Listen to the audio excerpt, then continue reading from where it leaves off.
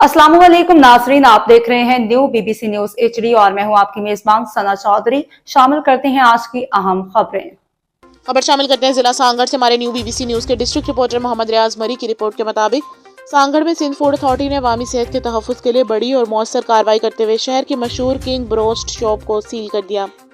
तफसीलात के मुताबिक कार्रवाई food safety officer Syed Ali Jan Shah की निगरानी में की गई, जिसमें assistant food safety officers Laved Kumar, Ehsan Haider Bhatti और नबील धारीवाल भी शामिल थे।